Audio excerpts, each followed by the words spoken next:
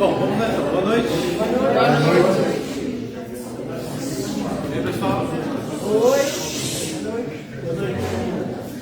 Bem, vamos lá. Primeiramente, eu só gostaria de falar uma coisa. Conforme forem surgindo as dúvidas, por favor, anotem e eu abro no final, tá bom? Senão vamos acabar tumultuando um pouco a aula, foge do assunto e... Então vamos deixar as perguntas para o final, tá? Outra coisa, algumas pessoas me pediram... Boa noite. Algumas pessoas me pediram para eu fazer uma apresentação minha, algumas pessoas não me conhecem. Então, eu sou formado em filosofia e atualmente eu faço doutorado pela Universidade Nova de Lisboa, uma tese em São Tomás de Aquino, na sua filosofia e na sua teologia. E eu estudo especificamente, há alguns anos, eu que mais estudei, foi justamente a obra de São Tomás e o tomismo em geral, tanto na filosofia quanto na teologia, que é também a teologia oficial da Igreja Católica, depois com os próprios papas. Bom, só para vocês saberem um pouco da minha formação, para quem queria saber. É isso. Bom, indo então ao tema de hoje. Continuando, melhor, né, que eu vi no tempo. Eu falei na aula passada sobre a morte, né, que ela é nada mais que a corrupção da nossa substância, portanto a perda da unidade entre o corpo e a alma, e que o nosso eu, a nossa consciência racional, continua existindo consciente na alma separada, que é julgada no instante da morte, no juízo particular, ela é julgada por Cristo, e naquele juízo particular, a alma já recebe a sentença final, ou seja, ali ela recebe já a sua absolvição ou a sua condenação eterna. Se recebe a absolvição, ela também já recebe a pena do purgatório, se vai ou não passar pelo purgatório, e quanto tempo e quais serão as penas específicas que ela irá penar a descer no purgatório. Agora, falta falar uma coisa. Isso é após a vinda de Cristo. Por quê? Antes da vinda de Cristo, o pecado instituiu um litígio entre nós e Deus. Então, quem morria antes da vinda de Cristo não ia para o céu. Ninguém ia para o céu. Absolutamente ninguém. Havia dois destinos para as almas antes da vinda de Cristo. Ou o inferno, que em hebraico é chamado de Gehenna, ou em algumas traduções a pessoa simplifica e fala Gehenna, mas em hebraico é Gehenna, ou no chamado Sheol, que é o limbo, que também é chamado de seio de Abraão, tá? Que é para onde iam aqueles que morriam na amizade com Deus, como por exemplo os santos patriarcas e profetas. É para onde foi Moisés, Isaac, Jacó, o próprio Abraão, Araão, o rei Davi, rei Salomão, e todos esses homens que morreram na amizade com Deus, mas antes de Cristo. Isso porque, como eu falei, o pecado em si impedia que o homem entrasse no céu, pronto, acabou. Então, o limbo, chamado limbo dos profetas, ou Sheol, ele era nada mais que uma parte do inferno, só que na qual não havia nenhum sofrimento, a não ser o sofrimento da separação de Deus. Lembra que eu falei que a alma após a morte ela anseia pela união com Deus?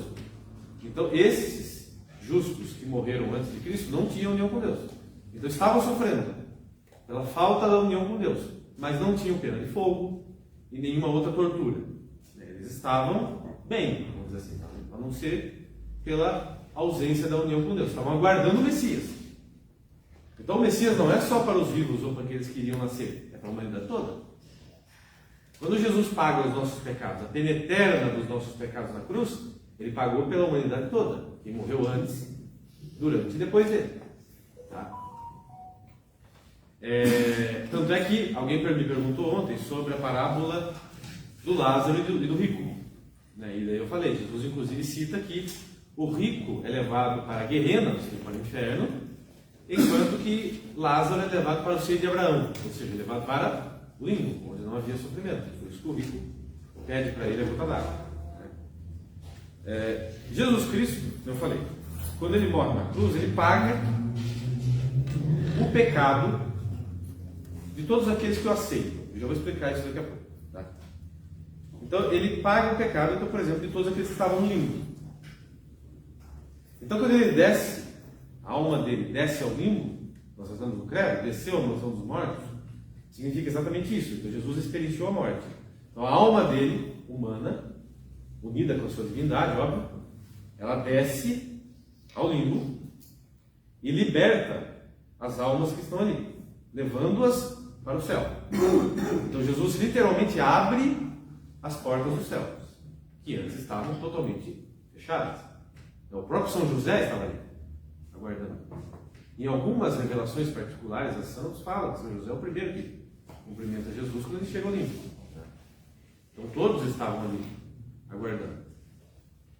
E ele os conduz, naquele momento, para o céu, e aí sim é instituído o sistema que nós temos hoje. As pessoas daí já são ou salvas ou condenadas. E quem está no inferno fica lá no inferno mesmo. Só que Jesus também se revela para quem estava no inferno. Eu sou o Messias, vocês perderam a salvação. Nesse sentido. Se revela inclusive aos demônios. Por quê? Porque os demônios, até o momento da morte de Jesus, não sabiam que ele era Deus. Deus ocultou a encarnação dos demônios. É por isso, inclusive, que Satanás o tenta no deserto. Se Satanás soubesse que ele era Deus, ele não teria perdido tempo. Ele o tenta porque ele não sabe direito. E Jesus consegue vencê-lo sem revelar a sua divindade. Ele o vence como um homem santo, e não como Deus. Muito bem. Então isso ocorre depois, como eu falei. O que eu vou tratar agora com vocês? Eu vou tratar do inferno, das indulgências. Alguém me perguntou, é importante que saiba. E depois do céu. Vamos lá. O inferno, como eu falei, ele é a pena eterna. No inferno não existe saída. Inclusive é por isso que Dante Alighieri, na sua Divina Comédia, até de um jeito bem humorado, ele coloca lá no inferno a seguinte placa: deixai todas as esperanças vós que entrais. Quem entra ali não tem esperança mais nenhuma. Okay? O inferno, ele é a pena merecida do pecado. O que ocorre? O que é o pecado? O pecado, ele é a ofensa a Deus. O castigo de uma ofensa é proporcional ao ofendido. Então, por exemplo, um mesmo ato, ele se torna mais ou menos grave a depender de quem recebe aquele ato, aquela ação. Então, uma coisa é chutar um cachorro, outra coisa é chutar um ser humano. O ato é o mesmo, mas um ser humano é infinitamente superior a um cachorro, então é muito mais grave chutar um ser humano do que um cachorro. E uma coisa é chutar alguém numa briga, outra coisa é chutar minha mãe. Então aí vai aumentando a gravidade. Ora, quem é Deus? Deus é o ser infinito. Logo, a pena para a ofensa ao ser infinito merece ser infinita. A criatura não aguenta o sofrimento infinito na intensidade, mas a criatura aguenta o sofrimento infinito na duração. E é por isso que o inferno é infinito na sua duração. Quem se arrepende verdadeiramente e quer se reconciliar com Deus, Deus faz o sacrifício de Cristo valer para aquela pessoa. Então, ou seja, quando a pessoa se arrepende verdadeiramente, pede perdão, vai lá, se confessa e realmente se emenda, não é que ela merece o perdão de Deus. Ela ganha o perdão de Deus. O perdão de Deus é inteiramente gratuito, ele não tem obrigação nenhuma de nos perdoar. Se Deus fosse ser só justo conosco, ele mandaria todo mundo para o inferno. Essa é uma consciência que todos nós devemos ter. O que nós merecemos é o inferno. Até tem uma frase que diz assim: todo mundo que está no inferno merece estar lá. Ninguém que está no céu merece estar lá. Então, para a gente ter noção da misericórdia divina. Então, é a misericórdia de Deus que nos perdoa. E essa consciência que nós temos que ter. É por isso que Jesus no Evangelho, às vezes, ele nos deixa um pouco confusos, porque ora ele fala, já não vos chamo mais servos, mas amigos. Ora ele fala, vocês são escravos inúteis. O que ele está querendo dizer? Ele está querendo dizer assim, ele está querendo nos conscientizar da nossa condição, mas dizer que apesar dela ele nos ama. O que é um escravo inútil? Um escravo que não serve para nada, só dá gasto, vamos dizer assim. É isso que nós somos para Deus. Deus não precisa da gente para nada. E a gente não ofende, né? Então, eu tenho que ter essa consciência, mas ter a consciência que Ele nos ama, por uma livre decisão dEle. É por isso, inclusive, que Deus tem livre-arbítrio em relação a nós, ou seja, Ele poderia não nos amar, né? Ele nos ama, Ele escolhe nos amar. Então, o perdão vem por esse desejo da criatura de amar a Deus e Ele corresponde. Aliás, Ele infunde o desejo em nós de amá-lo e nós aceitamos. Nós correspondemos e aí Ele perdoa. Certo? Então, ao perdoar, aí acontece o que eu falei. Ele faz valer no indivíduo o sacrifício de Cristo, que pagou a nossa pena eterna. E aí Ele se reconcilia e nos salva da pena eterna, admitindo-nos na sua presença. Agora, a pessoa que não quer se arrepender, ela não quer se reconciliar com Deus.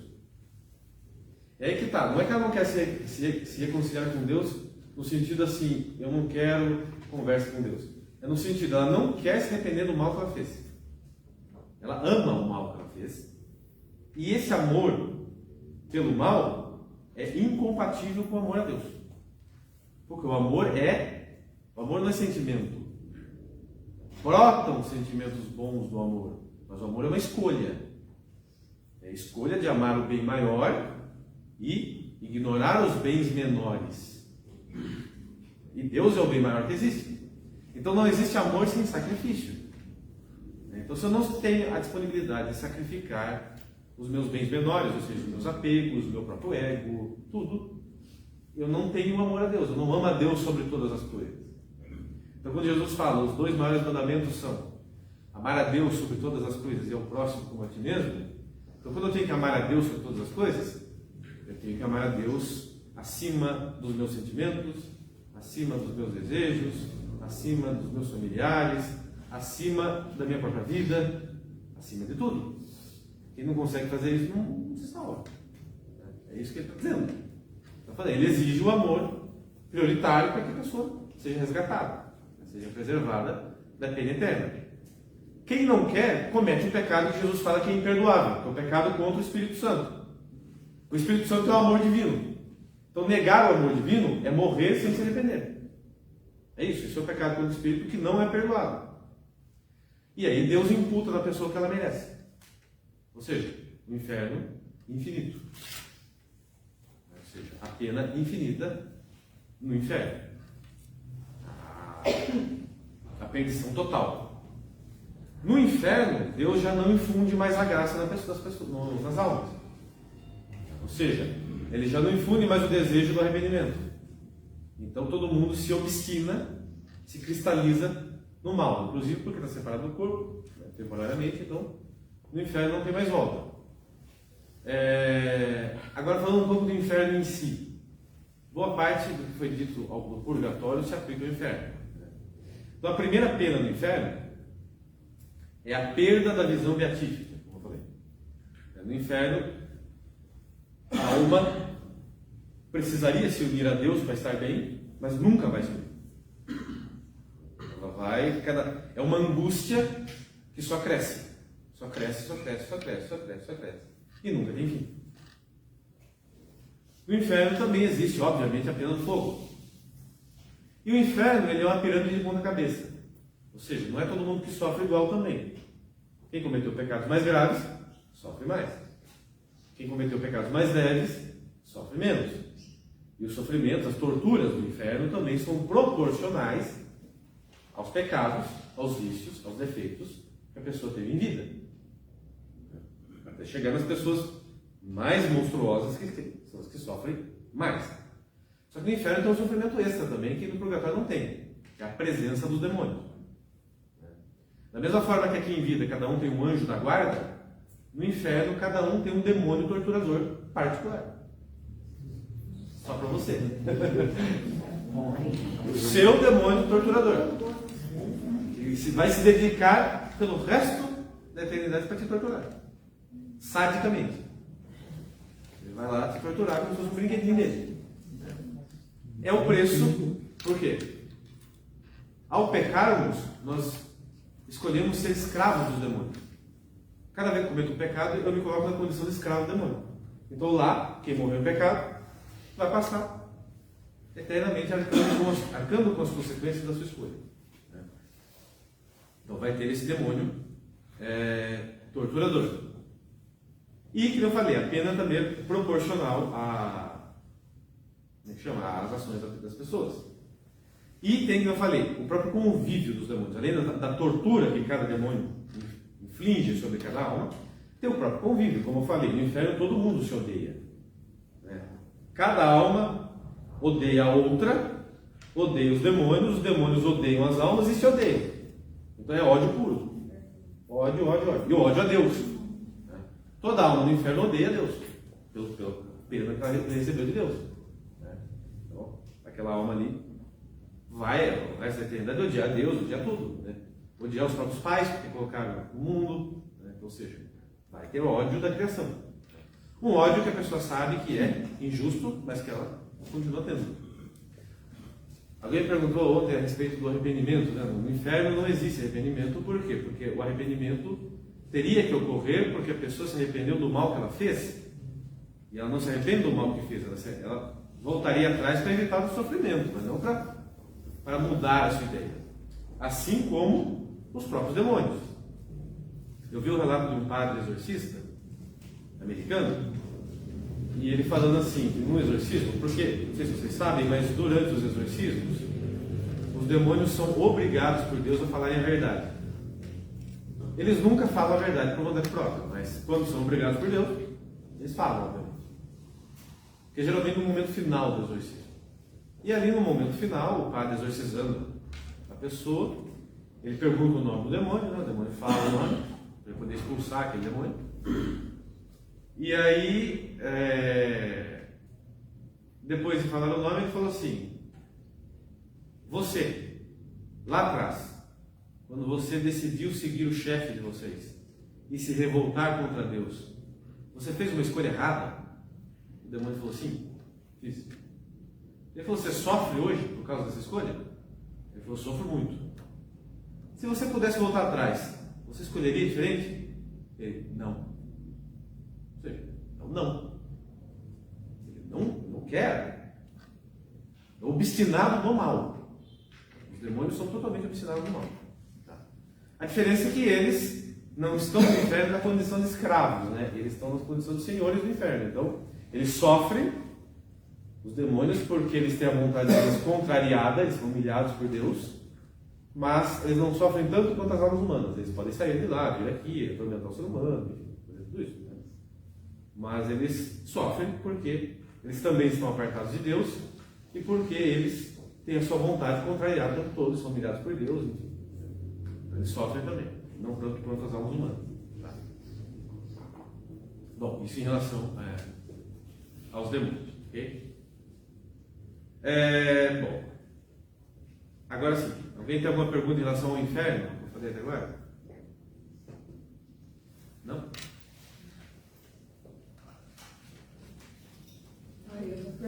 Para que piorar mais do que já está? Para que piorar mais do que já está? Você pensa assim, Ele desce aqui, aí daí ele vem e ele fica atazanando a gente. Vamos usar esse termo. Mas ele escolhe essa pessoa ou essa pessoa está agindo mal e aí ele já entra na história? Não, ele tenta todo mundo. Eles tentam todo mundo. Todo mundo. Mesmo que seja aquele que esteja no caminho correto. Aí mais bem que tenta. Mais bem que tenta. Pode ver a vida dos santos. Os santos que... Quanto mais santa a pessoa é, mais é tentada pelo demônio. Ao ponto de algumas até apanhar do demônio. Eu apanhava do demônio. Apanhava fisicamente. Aqueles pensamentos que a gente tem, assim, os pensamentos esquisitos, eu de vez em quando vem, Aí eu repreendo. Mas aqui não, aqui lugar quem habita é Jesus. Eu sou de Jesus. Porque eu tenho a impressão que é alguma coisa assim ruim que fica tentando pôr alguma coisa na minha cabeça para fazer alguma coisa, sabe? Errada. Não necessariamente, às vezes é só a nossa maldade interna. Porque todos nós. Pode ser o demônio, ou pode ser a nossa própria. Porque assim, todos nós somos decaídos pelo pecado original. Então existe. Estamos aqui, né? Exatamente. Existe um número muito grande de más inclinações de nós. Então a gente nunca sabe se um pensamento mau ou uma tentação veio do nosso próprio corpo ou veio do demônio. Pode ser, ou os dois, ele foi lá e aumentou. Existem as duas coisas. Tá? E qual é o julgamento da pessoa que é doente?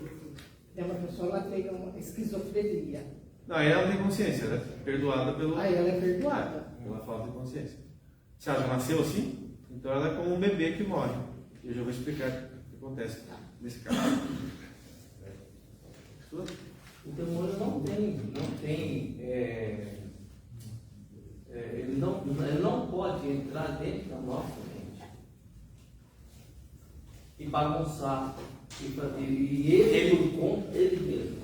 Ele pode colocar imagem, imaginações, incitar o corpo, né? Ele pode fazer isso. O livre-arbítrio é seu. O livre-arbítrio ele não pode tirar o nosso livre-arbítrio. Deus não permite que ele faça isso. Né? Agora é o seguinte, essa história de que o demônio não lê o nosso pensamento é verdade.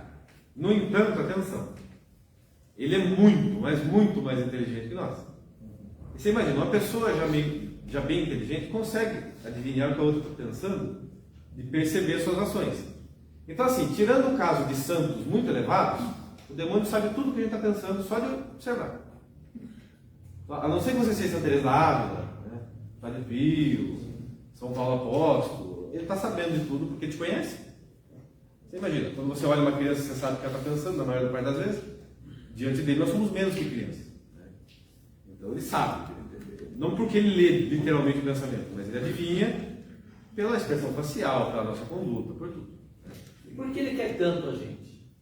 Para atingir a Deus. Para dizer para Deus. Para dizer para Deus que tirou mais um dele. Eu consigo desviar, tirar o amor de Deus de nós. Então a gente tem um anjo da guarda, designado por Deus, que vai cuidar da gente a vida inteira até morrer. Até morrer. O demônio não, o demônio são vários. O demônio são vários, mas tem um esperando por nós no inferno. Específico. Sim, esse é específico. E para cada um de nós tem. Imagina que Santa Teresa d'Ávila teve uma visão do inferno concedida por Deus e ela viu lá o lugar dela, o demônio esperando por ela. Estou te esperando. Ou seja, ninguém está livre. João, você disse que todas as almas sofrem a separação de Deus, né? De não poder estar com Deus. Os que estão no inferno também sofrem por isso? Sofrem. Mesmo eles tendo ignorado a presença de Deus? Sim, porque essa não é uma questão da escolha, é uma questão da natureza. Da natureza está. É como uma pessoa que quer se matar e se joga num rio. Mesmo ela querendo morrer, ela quer respirar. Por quê? Porque é natural, né? Querer respirar. É igual.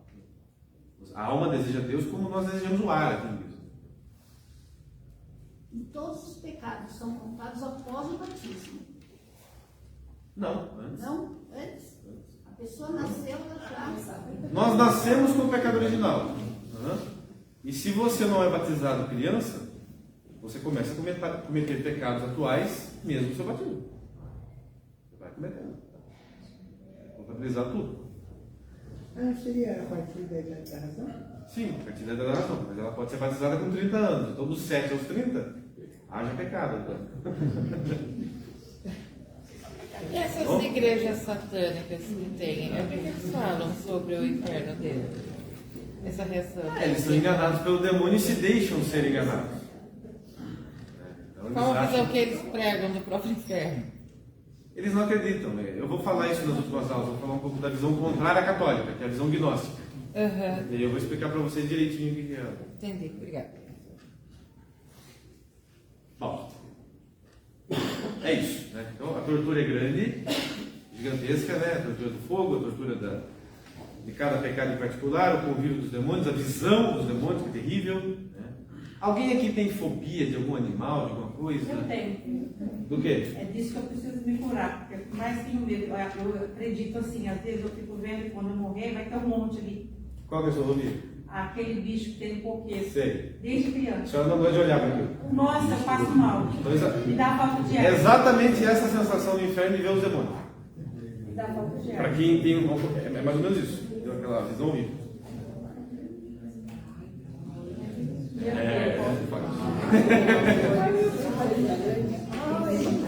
Exatamente. Eu passo mal. Eu não sei, é natural. Vamos lá, continuando. Fechou as perguntas agora? Vamos falar de novo aí. Vocês vão. Segunda etapa. E aí vocês vão anotando aí. Bom? Antes de falar do céu, vamos falar um pouquinho sobre as indulgências.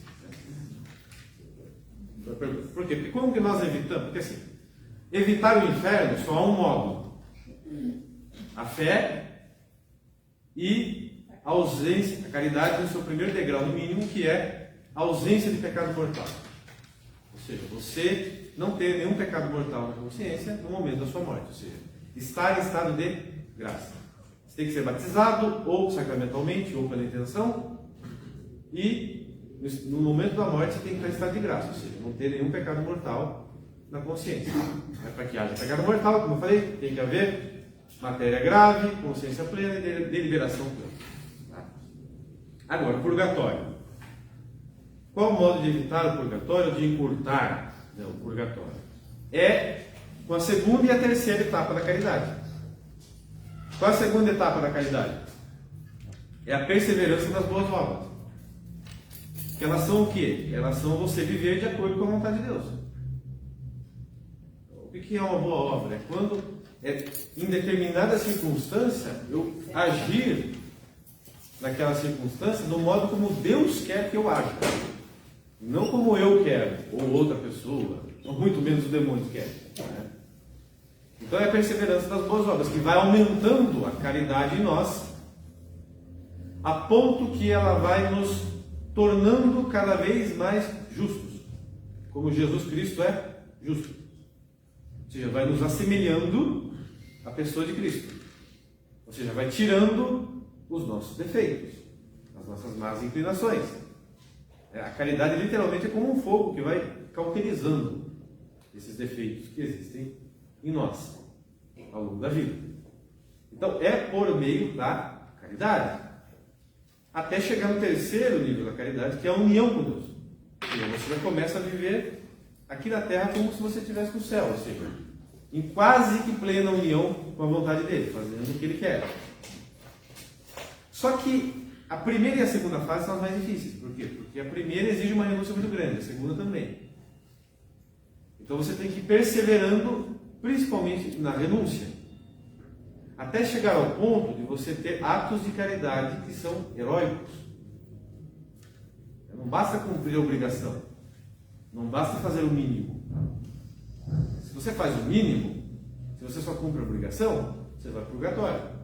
Agora, se você vai além do mínimo, você quer realmente se configurar a Cristo, você permite que a ação da graça em você vá te configurando a Ele, vai te conduzindo, aí você vai se tornando cada vez mais santo a ponto de conseguir se tornar de fato santo.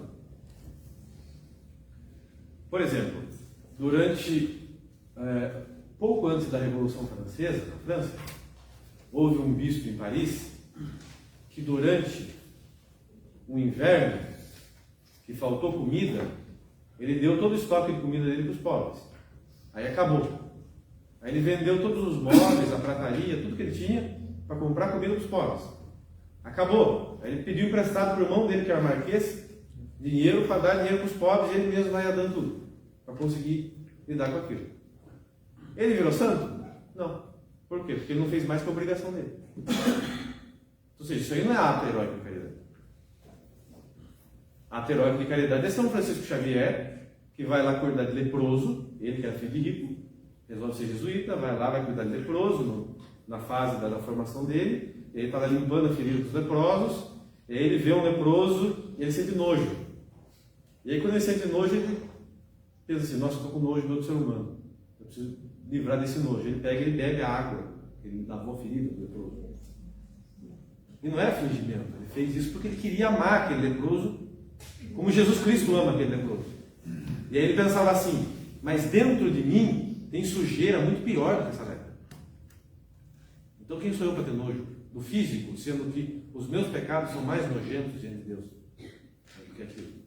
Então assim, a pessoa quando ela está progredindo na caridade, ela vai percebendo os defeitos que ela tem, o quão sem vergonha você é, depois o quanto de maldade mesmo tem em você, e vai pedindo para Deus. Então quando você lê a vida dos santos, né, tem gente meio desavisada, pega lá uma Santa Teresa, né, um São Bernardo para ler, e lê lá, eu sou miserável, eu não presto, eu sou isso, eu sou aquilo, você pensa bem, eu sou o quê então? Mas o que ele está querendo dizer? Que ele está se comparando com Jesus. Ele está vendo tanto de defeito que ainda, má inclinação que ainda existe nele, que não foi extirpado. O primeiro passo para ver que uma pessoa não está nem tentando mudar de vida é se ela não vê defeito nenhum nela. Aquela pessoa que se acha boa. Nada é mais perigoso que o ser humano que se acha bom. Ou, por exemplo, que vê uma atrocidade que outro ser humano faz e fala, eu jamais faria isso. Ah, faria. Faria pior. Todos nós somos capazes de fazer tudo de ruim que existe. Matar, roubar, tudo. Se der as circunstâncias.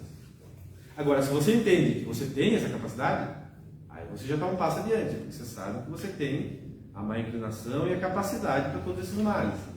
Então você já começa a pedir para Deus para te curar. É aquilo que São Paulo fala. Né? Quando me sinto forte, sou fraco. Quando me sinto fraco, sou forte. Porque quando a pessoa se sente forte, ela está iludida com as próprias coisas. E aí a queda é alta. Aí, geralmente, Deus até permite mesmo que a pessoa caia para entender que sem a ajuda dele você não consegue se manter longe dos pecados. Eu preciso da ajuda constante de Deus, que me vem através da oração, através da frequência dos sacramentos, sobretudo da confissão e da Eucaristia e das boas obras. Do desapego. Eu vou ler aqui depois com vocês uns trechinhos do livro de São Roberto Bellarmino, que se chama Preparação para a Morte, a arte de bem morrer. Em que ele está falando dos principais obstáculos para nos salvarmos, para morrer bem, que impede uma boa vida em nós. O que é indulgência nisso tudo? A palavra indulgência, ela vem literalmente da palavra... Isso aqui está pegando.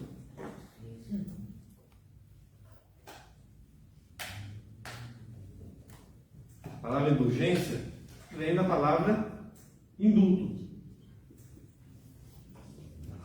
Quem é do direito sabe o que é um indulto. Indulto é um perdão. Então, por exemplo, a pessoa cometeu um pecado, que eu falei para vocês, ela pode ser perdoada mediante o arrependimento sincero e a confissão sacramental. Né? Só que resta a pena temporal. Eu falei que ela vai ter que pagar ou aqui, como um ato de caridade, né, como um sofrimento que Deus impõe, uma penitência, ou ela vai pagar no purgatório. Mas existe uma terceira opção, que é receber um indulto. Então, em primeiro lugar, a indulgência não perdoa pecado. A indulgência, o indulto é para o pecado já perdoado.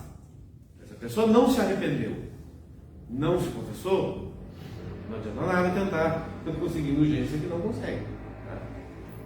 Então, a indulgência é para o pecado já perdoado. Presta bem atenção nisso. E o que é da indulgência? A igreja, com a autoridade que ela recebeu de Cristo, ela pode, com a autoridade que Cristo deu a Pedro, de ligar e desligar, ela pode determinar certas boas obras, boas práticas, que confere um indulto para a pessoa da pena do pecado.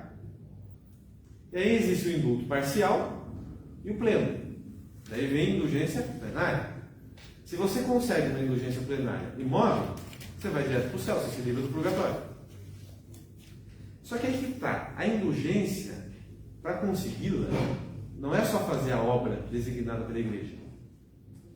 O critério principal para você conseguir uma indulgência é, no momento que você está realizando aquela obra, você tem que ter uma aversão a todo pecado, inclusive o venial. Ou seja, você tem que ter a chamada contrição perfeita. E isso é muito difícil. Muito. Ou seja, naquele momento, eu tenho que estar com o coração assim tão avesso ao pecado, que eu não quero nenhum pecado venial. Nada, nada. Que é o estado do bom ladrão na cruz. Algumas pessoas questionam, falam assim, escuta, mas você tem que pagar no purgatório, por que o bom ladrão foi direto para o céu? Jesus falou para ele, ainda hoje estarás comigo no paraíso. Porque ele teve uma contrição perfeita ali. Ou seja, ele abraçou o sacrifício dele, ele fala, eu mereço isso aqui.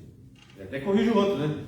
Olha, por que você está falando assim com ele? Porque ele é inocente, mas nós merecemos o nosso castigo aqui. Ou seja, aceita a pena de morte dele, ele aceita o sofrimento dele e se arrepende de verdade. Ou seja, ele tem uma renúncia total do pecado. Ou seja, pela contrição perfeita, ele recebe um indulto, uma indulgência. É isso que acontece com ele. Então, por exemplo, a igreja fala lá, vou dar um exemplo clássico, né? Dia de fiéis defuntos. No dia de fiéis defuntos, quem se confessa, participa da missa, comunga, reza pelos mortos e reza pelo Papa, ganha uma indulgência plenária. Desde que também tem essa aversão interna a todo pecado, inclusive o pecado venial. Não adianta só me confessar, só arrepender dos pecados mortais, me confessar, participar da missa, comungar, rezar pelo Papa, rezar pelo defunto, visitar o cemitério. E se eu não tiver a disposição interna, a contrição perfeita, não ganho indulgência. Então, por isso que é tão difícil conseguir indulgência. Como que eu sei se eu consegui ou não? Não dá para saber. Só quando você morrer, você vai ver. Ou seja, então, o pedido de indulgência é sempre um clamor a Deus. É Ele que vai dizer depois se o seu arrependimento ali naquele momento foi suficiente ou não. É um clamor que a igreja faz a Deus. E é uma garantia que, se ela tiver a contrição perfeita, ela vai receber cumprindo aquelas condições. Mas não dá para saber, no caso individual, se a pessoa conseguiu ou não. Só Deus que vai revelar depois. Tá? Nada substitui, eu falei, a contrição, né, para o perdão do pecado, e a contrição perfeita como fator necessário para que se consiga a indulgência plenária. Tá? Então, por exemplo, tem a indulgência do escapulário. Ou seja, Nossa Senhora apareceu e falou assim, ó, quem tiver usando esse escapulário com devoção a vida toda e morrer com ele em estado de graça, se livrará do purgatório em até 7 dias. Mas precisa de tudo isso. Não é só botar o escapulário e achar que está salvo. Primeiro, se não há arrependimento sincero do pecado, você não vai ser salvo. Pode usar escapulário, pode rezar de joelho, fazer o que quiser. Se não houver o arrependimento sincero, não se salva. Segundo que, mesmo havendo arrependimento sincero, o escapulário tem que ser usado com devoção. E se há um arrependimento pleno, como eu falei, a indulgência é plena, nem pelo purgatório passa. Se há aquela contrição perfeita antes da morte, né, que a pessoa tem. Ok? Muito bem, alguma dúvida sobre indulgência? Quantas vezes você pode receber? Uma vez por dia. Uma vez por dia? É que um sacerdote falou para a gente mesmo, é só uma vez. E depois é oferecer para os mortos. Não, pode ganhar até uma vez por dia. Só que, como eu falei, é difícil conseguir uma vez na vida. Você pode tentar. E a gente tem que pedir indulgência. Tem. Eu desejo a indulgência. Você explica para Deus. Você não precisa nem pedir isso, você já está fazendo a intenção. O Deus já sabe. Se você fizer, por exemplo, rezar o terço. Se você reza o terço completo, na mesma, sem dividir durante o dia, e você reza na intenção do Papa, e você se confessou antes e comungou no dia, você pode ganhar uma indulgência. Existem vários, tem até um manual de indulgência. Rezar o Salmo 50. Mas, como eu falei, é preciso que haja a contrição perfeita. A contrição perfeita, inclusive, perdoa o pecado da pessoa no instante, antes mesmo dela se confessar. Mas é muito difícil conseguir a contrição perfeita. A gente tem que pedir para Deus também a graça de ter a contrição perfeita. Não que se a pessoa sobreviver, ela está dispensada de se confessar. Ela precisa ir lá e confessar, mas ela já está perdoada no ato. Muito bem. As penitências também, elas são uma forma de caridade e de boas obras. Então elas também encurtam o nosso tempo no purgatório na medida que vai aumentando a nossa caridade. Né? Jejuns, abstinências, orações, né? Atos de esmola, de serviço ao próximo, tudo isso. Eu vou falar mais disso, acho que na nossa última aula. Muito bem. Então agora vamos falar da melhor parte do céu. A gente deixa melhor que não. O céu, a primeira felicidade do céu, e a mais importante, é a que eu já estou citando desde o início. A visão beatífica, ou seja, a contemplação do ser de Deus como Ele é. É o que diz São Paulo, veremos a Deus como Ele é, ou seja, ver o ser mesmo de Deus. Porque, por exemplo, quem olhava para Jesus não via Deus, via um homem. A divindade dele estava ali, mas estava oculta. Quando você olha Jesus na Eucaristia, na missa, nenhum homem você vê. Está ali, a divindade e a humanidade, elas estão ocultas. Agora, no céu você vê a divindade. O intelecto humano, como eu falei também, tanto o intelecto quanto a vontade, eles tendem para o infinito. Ou seja, nada que existe nesse mundo nos contenta. A prova é que você deseja uma coisa e quando você consegue, você quer outra. Você nunca está contente com o que você tem. E não dá para se contentar com o que nós temos. Porque nós não fomos feitos para isso. Só Deus, só o ser infinito, contenta a nossa alma. Ou seja, satisfaz o nosso intelecto e a nossa vontade. Só o ser infinito. Então, isso é o principal prêmio de quem vai para o céu. Porque não só Deus contenta, como Ele dá mais ainda. Eu falei, Ele nos adota como filhos. Então Ele nos insere na Trindade. Nós somos feitos participantes das relações da própria Trindade. Somos feitos irmãos do Filho, templos do Espírito Santo e filhos do Pai. Então assim, é como o ar que atravessa o vidro, a luz que atravessa o vidro. Então o vidro continua sendo vidro, a luz continua sendo luz, mas ele é totalmente inundado e preenchido pela luz. Vocês podem olhar, por exemplo, os vitrais da igreja. O vitral à noite você não vê, mas quando a luz do sol passa, ela acende o vitral, ela dá vida para o vitral. Assim é a alma unida a Deus no céu. Então é a felicidade plena. É uma felicidade que nós conseguimos entender que vai ser a felicidade plena, mas nós não conseguimos sequer imaginar o que é essa felicidade. A felicidade verdadeira. É acima de qualquer coisa. Existe também a comunhão dos santos, ou seja, todo mundo vai se amar dos santos, se amar profundamente. Então o convívio dos santos é um outro prêmio para quem está no céu. E tem, como eu falei, a contemplação da justiça de Deus sendo feita, vendo a pena de quem está no inferno. Por quê? Porque é a justiça de Deus sendo aplicada e, portanto, isso é belo.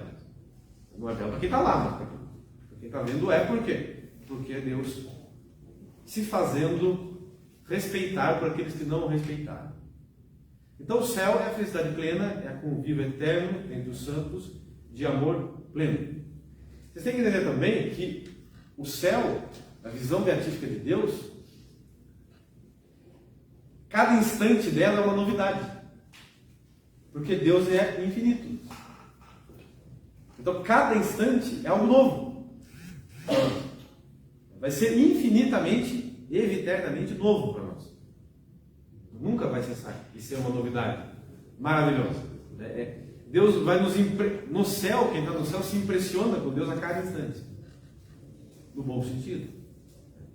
Então é aquela maravilha que faz com que todos os sofrimentos que a alma passou na terra e no purgatório parecem nada.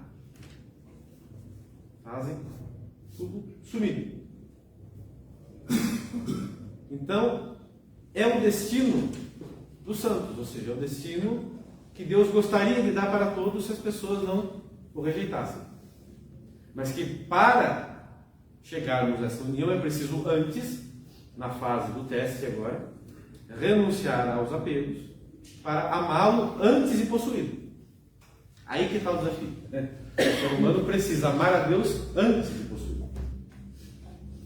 Ou seja, antes de você estar no convívio eterno, você precisa renunciar os bens menores para obter os bens maiores. Ou seja, o bem supremo que é Deus. E aqui entra uma explicação, que até houve algumas dúvidas ontem, sobre a questão do problema do mal e da onisciência de Deus. Então, primeiro vamos definir o mal. O mal, ele não existe enquanto substância, ou seja, Deus é o bem. E tudo que ele cria é bom em si. O mal, ele é a ausência do bem. Ele não é uma coisa, ele não é uma força. O mal é como a escuridão. A escuridão não é uma coisa, ela é a ausência da luz. O frio. O frio é a ausência do calor, não é algo. O mal também é a ausência do bem. Agora, existem as criaturas más, que são anjos e homens maus. Seres humanos e anjos maus. Eles possuem o que nós chamamos de mal moral. O que é o mal moral? É quando uma criatura racional, ou seja, inteligente, que tem domínio de si, dos seus atos, escolhe um bem menor em detrimento, ou seja, ignorando, desprezando, um bem maior. Alguém pergunta assim, tá, mas é um assassino que mata por prazer. Qual é o bem que ele deseja? O prazer. Ou seja, o prazer é um bem, só que é um bem menor em relação à vida humana. Ele não tem o direito de fazer isso. Então o que ele faz? Ele sacrifica um bem maior, que é a vida do inocente, pelo prazer mesquinho dele, que é um bem menor. E nisso está o mal moral. Então quando você fala que uma pessoa escolhe o mal, ela escolhe os bens menores. Como é o caso dos demônios e dos homens maus. Isso é o mal moral. Então, portanto, as criaturas más, elas são criaturas deficientes. Então o mal é uma deficiência. Né? Um ser humano que ele é obstinado em alguns vícios. O que é o vício? O vício é um hábito mau, é um hábito desordenado. Por quê? Porque é um hábito de escolher bens menores em detrimento de bens maiores o tempo todo. Então a pessoa com vício é uma pessoa deficiente, assim como os anjos viciosos. Eles são deficientes. Agora, por que Deus deu a possibilidade disso? Porque do contrário não haveria escolha. A condição para que haja a renúncia autêntica da criatura racional do bem menor pelo bem maior é que exista a possibilidade do mal, ou seja, a possibilidade da escolha do bem menor. Então não é que Deus criou o mal, Ele deu a possibilidade do mal para os anjos e para os homens. Por quê? Porque se não tivesse dado, não haveria a possibilidade de escolher o bem livremente. E se não há escolha livre do bem, não há bem autêntico. Seria só um condicionamento, uma programação. Então é necessário, para que haja a livre escolha do bem maior, e portanto o amor a Deus, antes da visão beatífica, é necessário que haja a possibilidade do mal moral. Tá? E é isso que Deus deu, a possibilidade e não o mal em si. Ele não criou nenhuma criatura má. Os demônios em si mesmos, a natureza deles é de anjo, portanto é boa. Agora eles, pelo hábito, pela obstinação da vontade, são maus o tempo todo. Mas não pelo ser deles, mas pelo comportamento deles, pelo hábito deles, pela obstinação, pela cristalização da vontade deles no mal, assim como das pessoas nossas. Ok? Das almas que já estão no inferno. Agora entra uma outra questão. Eu acho que essa questão é muito clara. Agora, qual é a questão que resta? Mas Deus já não sabe quem vai escolher o bem e o mal? E por que ele cria que ele sabe que vai ser mal? Bom,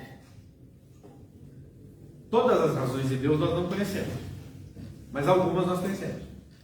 Então, primeiro, como não é Ele que determina que aquelas criaturas sejam más, ainda que saiba, não é Ele que determina, Ele se aproveita do mal que elas causam para tirar bens maiores, para tirar um bem maior. Um deles é a própria manifestação da justiça dele. Então, naqueles que se arrependem e o amam, ele manifesta a sua misericórdia, perdoando-os e salvando-os. Naqueles que o rejeitam, ele manifesta a sua justiça. Então, o inferno é a manifestação da justiça de Deus. E em ambos os casos ele é glorificado. Ele é glorificado no amor daqueles com quem ele age com misericórdia, perdoando no céu. E ele é glorificado no sofrimento dos justos, no sofrimento dos maus, que são aquelas pessoas que estão sofrendo a justiça dele. E é nesse sentido que São Paulo fala: todo joelho se dobrará diante de Cristo, querendo ou não. Ou você dobra o joelho pelo amor, ou você vai dobrar pela dor. Deus será glorificado no final. Ou seja, a escolha é nossa. Você quer estar na turma do amor, da misericórdia, ou você quer estar na turma da dor, que vai glorificá-lo pela justiça sendo aplicada.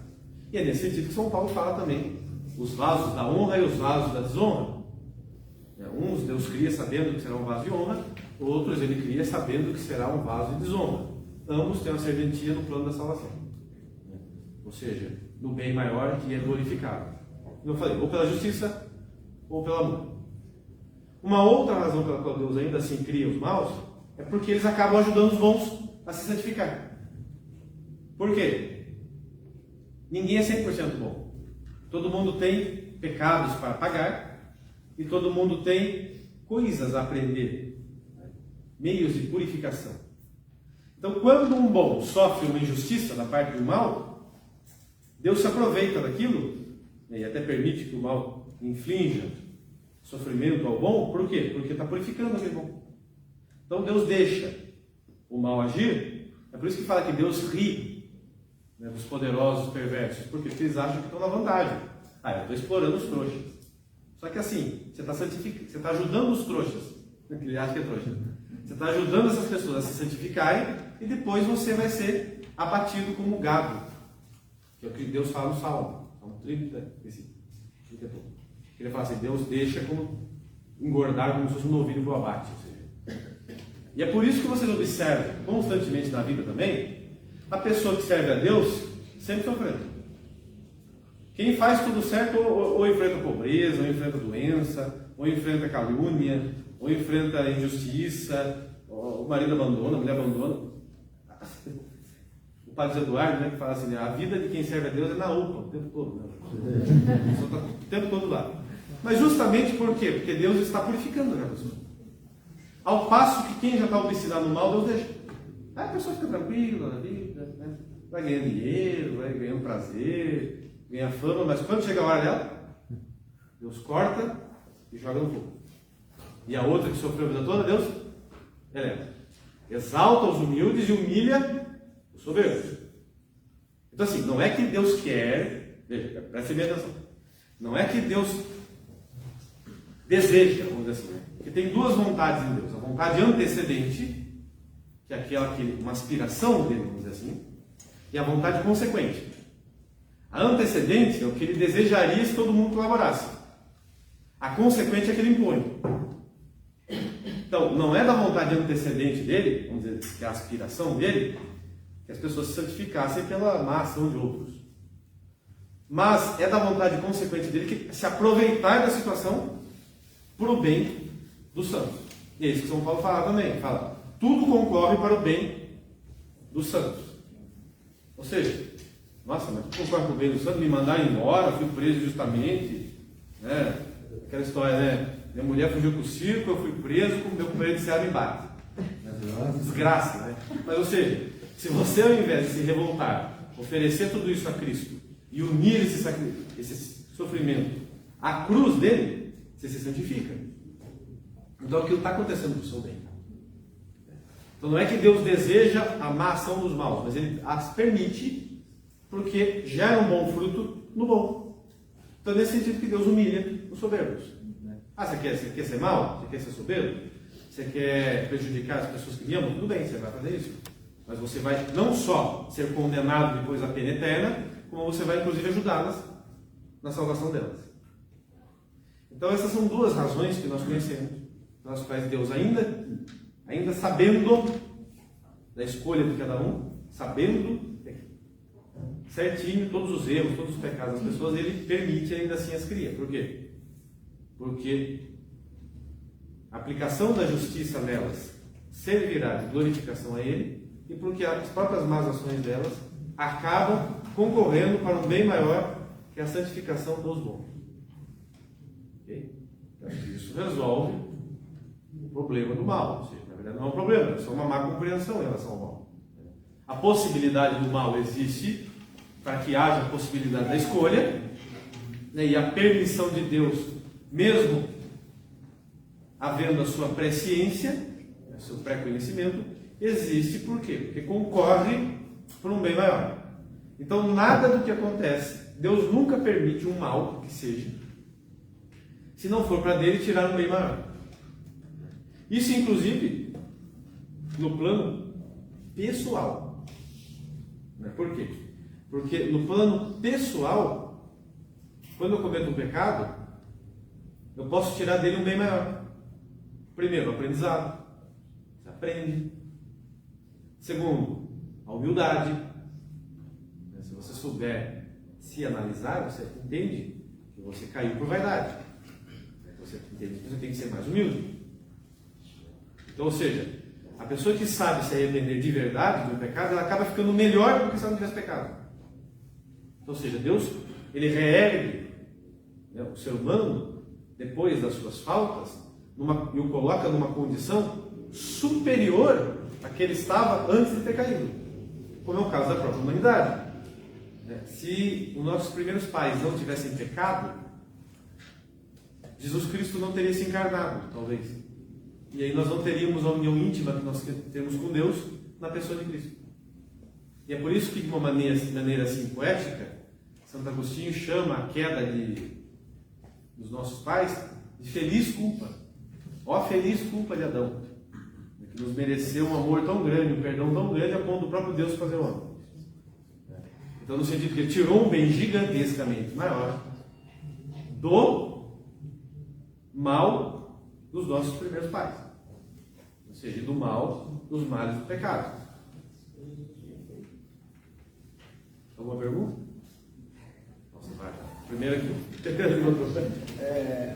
Você começou dizendo que a gente não conhece todos os desígnios de Deus. Né? Só que Deus não deixou a mínima possibilidade deles se surpreender com alguém. Nesse aqui eu não botava muita fé. Mas de fato. Não há possibilidade nenhuma de um ser humano surpreender Deus. Deus já viu. Esse aqui eu não botava fé nenhuma, mas ele me surpreendeu positivamente. Gente, Deus sabe tudo em um único ato. Ele conhece tudo. Não há nada que ele não conheça. Para nós, o tempo se desenvolve em etapas. Para ele, o tempo é como olhar para uma mesa. Já. Tudo dado. Já. Ele conhece e já decidiu tudo. Aí que está. Em um único ato. Só que conosco as coisas vão se desenvolvendo em etapas. Então não é, por exemplo, que Deus, vamos supor, ele mandou Abraão sacrificar o filho, aí daqui a pouco ele mudou de ideia. Aí daqui a pouco ele pensou assim, não, agora eu vou criar o rei Davi. Ah tá, acho que eu vou tirar do rei Davi a linhagem da Virgem Maria. Não, ele já tem decidido tudo. É uma coisa só. Para ele é tudo dado em um único momento. Agora, para nós, as coisas vão se desenvolvendo e o próprio plano de Deus vai se desenvolvendo em etapas. Dela também. A pessoa se santificou através de uma outra pessoa que foi condenada. Não é obrigação dessa pessoa resgatar e evangelizar esse que foi condenado? Mas não tem mais jeito de resgatar. Não no inferno. Ah, no inferno. Em vida. Mas não está condenado ainda. Sim, mas através de uma pessoa que pode estar indo para o mau caminho, né? Então, por exemplo, que nem você explicou, um desemprego, uma doença. Então, através do sofrimento, eu fui santificada. Só que esta pessoa que causou esse sofrimento vai ser condenada. Então não é responsabilidade de quem for salvo, não? Não, por quê? Não. Deus está se aproveitando da máxima da pessoa para te santificar. Mas ela vai arcar com os atos dela. Você tem que perdoá-la e até rezar por ela. Mas não é que... Rezar por ela, sim. Sim. Mas não é que você vai deixar de combatê-la, por exemplo. Uma situação. Por exemplo, alguém está te processando injustamente. Você vai combater a pessoa. Normalmente. Você vai até rezar por ela, pela conversão dela, mas sempre combatendo. Por quê? Porque isso aqui que eu estou falando é da perspectiva de Deus, não da nossa. Eu ajo aqui da forma como as coisas se apresentam. Entendeu? Entendo, mas através de um momento assim, que a pessoa causou, um foi salvo e o outro foi condenado. Pela escolha dela. É que Deus sabe, nós é que não sabemos. Deus sabe, nós é que não sabemos. Se essa pessoa que nos causou mal em algum momento vai se arrepender, Deus já sabe. Exatamente. Nós que não sabemos. É verdade. E se ela não se arrepender, porque não sou eu que me salvo, é Deus que salva. Então, se ela me causou um mal e através daquele mal eu soube corresponder com a graça e me santificar, Deus vai me salvar. E se ela não se arrepender, Deus vai condená-la. O mal que ela fez continua sendo responsabilidade dela e escolha dela. Entendeu? Quem? Você? Em relação ao bem maior e bem menor. Um exemplo.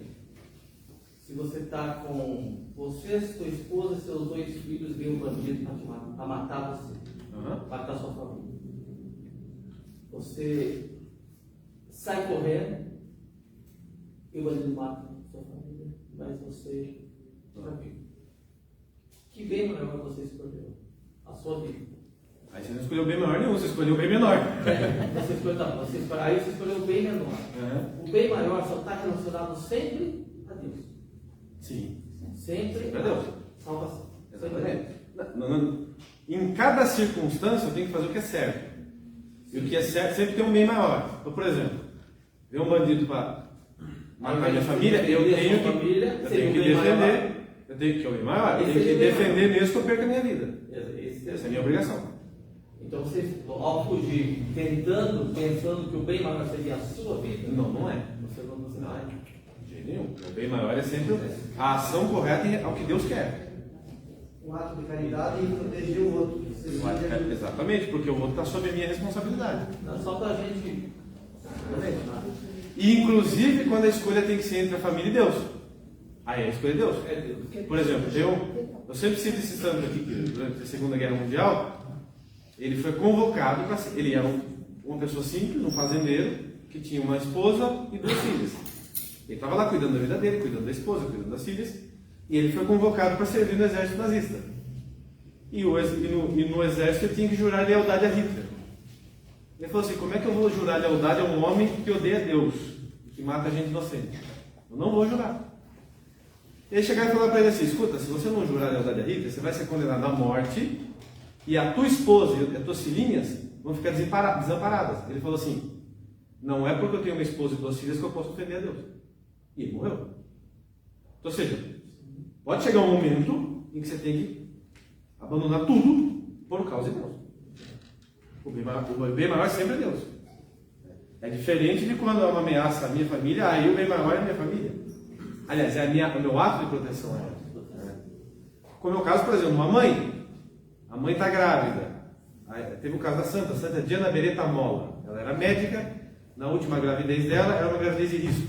O médico chegou e falou assim, não tem jeito, ou eu salvo você ou a criança. Ela falou, salva minha filha. E ela morreu. E é obrigação. A mãe tem que dar vida, o pai tem que dar vida pela esposa e pelos filhos, a mãe tem que dar vida pelo filho também. É uma obrigação nossa, né? O certo é sempre simples. É difícil de fazer. Mas é simples de entender qual é o correto. Bom, próxima pergunta. Se está tudo resolvido, se ele sabe tudo que vai... Qual o poder da oração? A oração é O para que a gente vai mudar com a Nada. oração na vontade dele? Mas não é para mudar a vontade dele, é na sua. Nós rezamos não para mudar a vontade de Deus, mas para nós nos adaptarmos à vontade dele. Então a gente está rezando tão errado. Por exemplo, se eu rezo por uma pessoa que está doente, que vai correr um risco de vida numa cirurgia, eu peço pela vida dela, mas a vontade dele não é essa. A vontade dele é que aquilo vai se consumar. É por isso que eu nunca devo pedir nada para Deus. Eu tenho que pedir que a vontade dele seja feita. Seja a vontade dele. Pode falar assim, Senhor, se for da sua vontade que ela se cure, por favor, a cure, mas se não for, que ela se salva. Então assim, a oração é para nós, ou seja, para que eu me adeque à vontade de Deus. Porque a minha vontade, ela tende a ser revelada. E a intercessão dos santos não conta? É a mesma coisa. Não é que eles estão mudando a vontade de Deus. É que Deus quer conceder aquela graça por meio daquela intercessão. Mas aí o Deus muda de ideia? Não, tem que falar. Deus quer. Se o santo pedir. Deus já queria conceder aquela graça por meio do pedido do santo, entendeu? Entendi. Não é que o santo mudou a vontade dele. Ele já queria conceder por meio daquele pedido. Entendeu? Mas aí, Assim como a Virgem Maria, né? Exatamente. A gente reza para a Virgem Maria. Mas não é que ela muda. exceção dela. Mas não é que ela muda a vontade de Deus. É que Deus já queria conceder aquela graça, não quando você pede direto, mas quando pede por meio dela. Por meio dela. então a gente já sabia que ele ia ter que dar aquela graça. Essa, claro. Então aí a oração é, eu quando for rezar, eu tenho que pedir para que ele mude o meu modo de pensar, para que eu tenho que pedir a graça do perdão, a graça da humildade, para que ele me dê essas coisas. Agora, porque eu sou insignificante, imperfeito, que preciso dele, que eu sou nada. Exatamente.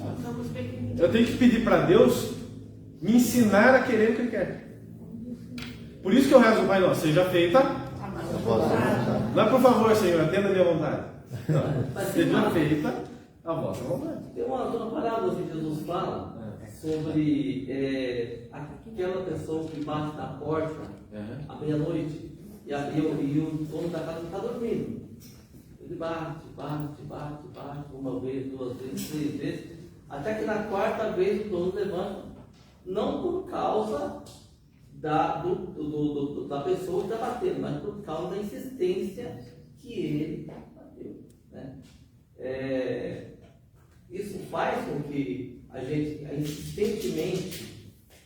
De novo, não é que Deus não está mudando a vontade de Deus. É que Ele só quer te conceder a graça após a insistência. Entendeu? Mas não é que, agora eu vou conceder. A nossa insistência tem peso. Tem um peso para você. Para mim, exatamente. Por quê? Porque Ele só quer conceder a graça depois de você insistir muito. Mas é a graça que Ele já queria dar. Entendeu? Não é? Já estava. Então, o agradecimento, quando a gente, por exemplo, fala, eu alcancei uma graça, e a gente tem esse agradecimento, né? É uma coisa assim, meio que tradição de família, então eu rezo, peço a Deus, e aí eu quero agradecer. Então, alcancei uma graça, vou até Aparecida, eu vou lá agradecer. Como que, porque Deus, você acabou de falar, Deus queria conceder essa graça. Mas aí, como a Vitória estava aqui comentando, a gente tem rezado para que eu possa, que Deus faça com que eu entenda a vontade dele. Então, se essa vontade foi igual a minha, né, então eu vou agradecer. E aí, como é que fica? Se eu estou meio perdida, Eu não entendi. O que a gente tem que agradecer? Se ele queria dar. Não é porque ele queria dar que não tem que ser grato. Deus já queria te criar. Desde o início, desde antes de criar o mundo, ele já planejou. Como é que é o seu nome? Magda. Eu vou criar Magda tal ano. Mas não é por isso que você tem que ser grata a Deus por ele ter te criado? Você tem que ter uma gratidão total. Entendeu? Ou seja, tudo que ele faz eu tenho que ser grato. Não é porque ele já queria que eu não tenho que ser grato. É o contrário, né? Aí eu tenho que ser mais grato ainda. Entendeu?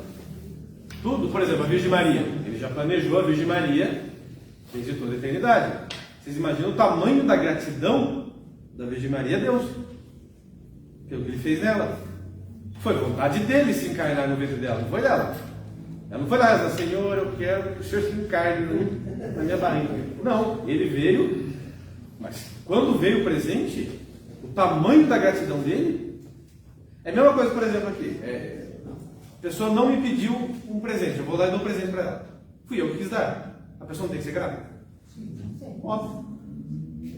Mas e se a gente pediu e ganhou? Também é isso que ela quer. Também? Se a gente pede lá, vai na paz que nós vai cumprir, vai cumprir, né? Também? Depois, quando recebe a graça. Também. Por quê? Porque se você recebe algo que você pediu, porque é uma coisa boa. Deus nunca vai considerar um ruim. Posso falar, Senhor, eu quero que a minha sogra morra. Ele não vai considerar isso. Agora, ainda que seja imperfeito, por exemplo, se eu falar assim, eu quero a cura de tal doença. Eu não sei se é exatamente a vontade dele, mas ele dá a cura. É algo bom. Então tem que ser grato. Totalmente grato. Mas ela está falando o contrário. Se você conseguiu a graça e não agradeceu. Aí você peca. Porque você está sendo ingrato. Ontem você comentou que quando foi criado Adão e Eva, que eles pecaram, por causa disso que deu todo esse rolo, né? Por isso que a gente está aqui hoje. Então, quando ele fez lá a criação, ele já sabia disso também? Você Claro. disse que ele teve que mudar o curso da história, ele Não. teve que inventar uma nova salvação, para onde vai vir, para onde Claro vai que ele já sabia. Eu acabei de falar, ele sabe tudo em um único ato. Então ele já fez tudo, já antecedendo as nossas ações. Ele já estava sabia tudo. que Adão e Eva ia Claro. pisar na bola. Tudo. Não, Eva não, Eva. Não. Dois. Ele deu a oportunidade de eles não fazerem, não caírem na O tentação. fato dele saber não muda o fato de que a decisão foi dele. Eu sei que está em relação. Mas o fato do demônio ter sido expulso do paraíso foi que ele se rebelou porque ele não queria se submeter a Nossa Senhora. É uma Ele hipótese. soube que existiria uma virgem, um ser humano, uma mulher, a qual ele teria que era a rainha dos anjos, né? Isso é fato. Isso é uma hipótese. Nós não sabemos ao certo o que levou os anjos a se rebelarem. Mas é uma hipótese. Uma hipótese teológica. Pode ser que seja isso. Mas já não estava tudo decidido antes? Para Deus, não para os anjos. Não confunda a cabeça de Deus. Você estava falando aí um pouco a respeito da livre-arbítrio, né, que nós temos, e a bondade, Deus nos dá a liberdade de escolher entre o bem e o mal. E isso está intrínseco ao nosso pecado original, certo? Por conta disso e pela preservação, jamais passou pelo coração de Nossa Senhora qualquer tipo de pensamento que seja voltado para o mal ou qualquer outra coisa, não é isso? Perfeito. Certa vez eu conversava com o Padre Michael a respeito dessa questão, onde foi levantado que nós conversamos que o fato dela ter sido preservada foi isso, né? No caso, no que diz respeito à virgindade perpétua dela e principalmente pela santidade. de que, além dela, também outras antes dela tiveram filhos, não pela concepção homem-mulher, porque isso é fruto de uma origem carnal. Não, pera lá. Quer dizer que alguém antes dela teve uma concepção virginal? Isso. Não, ninguém. Não. Porque eu conversava com ele a esse respeito, porque uma vez que a descendência, no caso, para se chegar a ela, permitiu-se também que, no caso, não houvesse o pecado, ele vem. A discussão nossa na época era que o pecado surgiu e pela conjunção homem e mulher, através do sexo. Não. O pecado surgiu da desobediência. Tanto é, não. Porque Nossa Senhora, ela deu a luz a Jesus em situação virginal para não conhecer esse lado do pecado.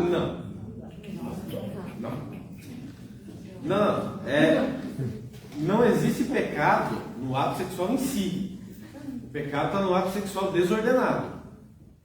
O fato de Maria ter concebido Jesus virginalmente é porque Jesus não tenha nenhum pai terreno. E para que ela seja totalmente intacta. Não que se ela tivesse casado, ela pecaria, tendo a relação sexual.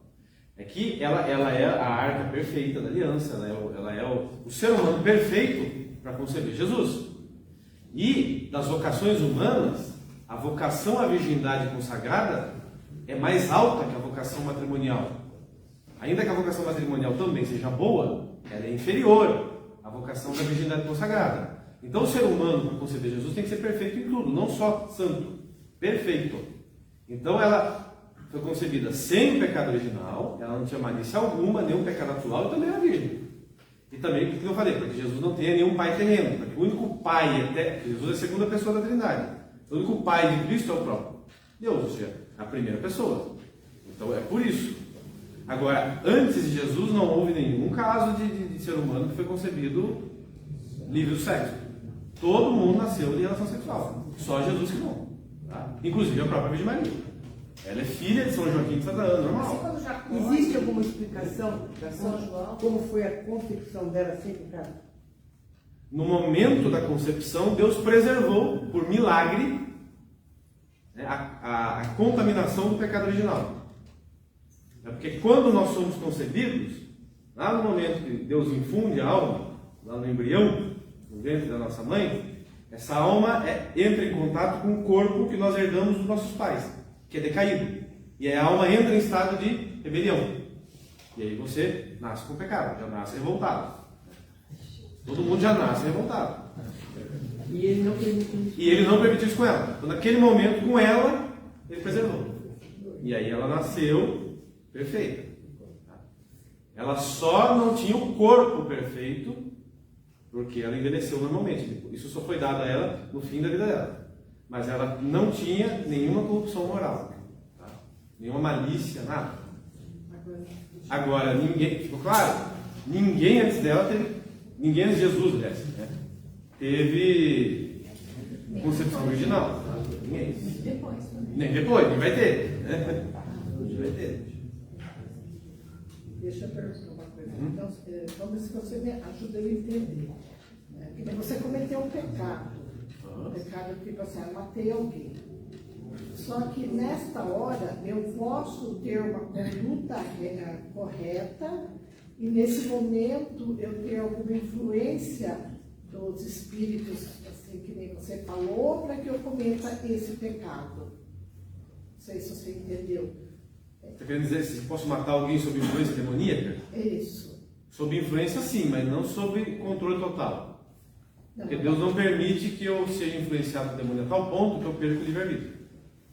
Então daí é uma escolha sua. Ele está lhe incentivando, está te empurrando, mas você consente, entendeu? Mas dessa hora ele não influencia. Ele influencia, mas ele não determina, entendeu? Sou eu. E a possessão, no caso? A possessão, a pessoa fica totalmente sujeita ao demônio, mas daí Deus não permite também que um possesso saia matando gente. Ele fica lá, a pessoa fica sofrendo, à mercê do demônio, fica brincando com ela. Né? Tanto é que quando a pessoa está possuída, ela não comete pecado. Porque ela está fora de si. Ela está sofrendo fisicamente e psicologicamente, mas ela não está pecando.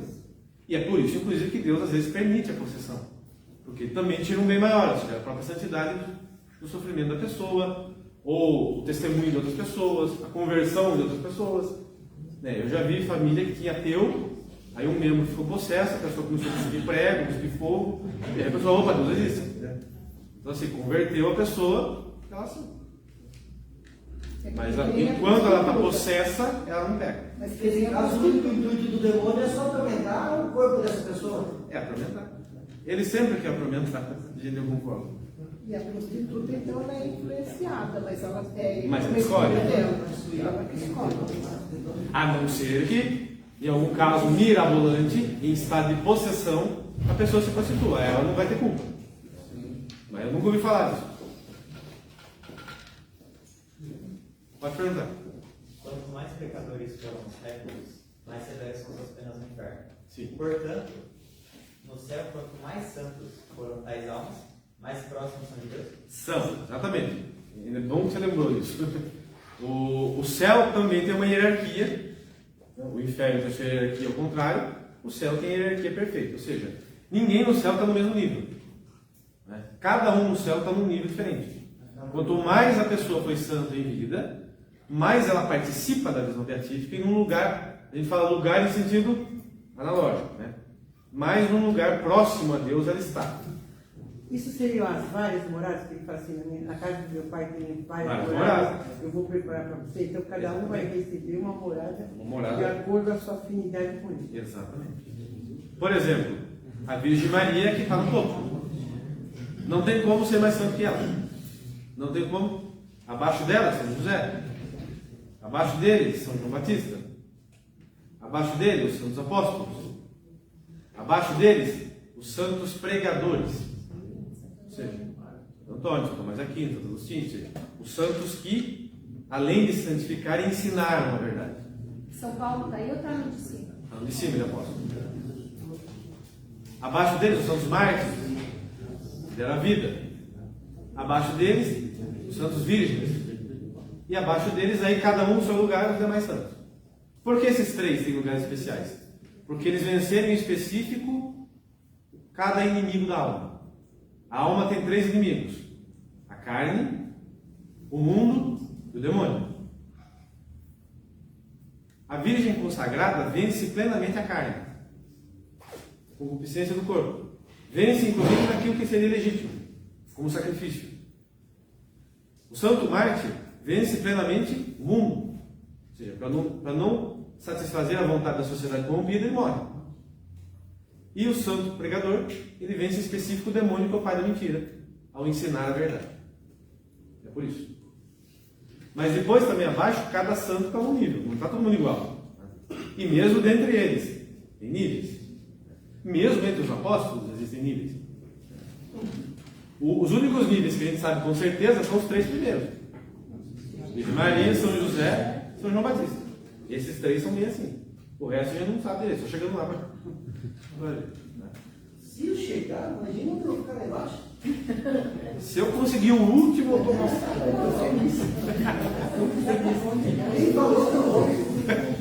É infinitamente mais do que cada um de nós merece. O último.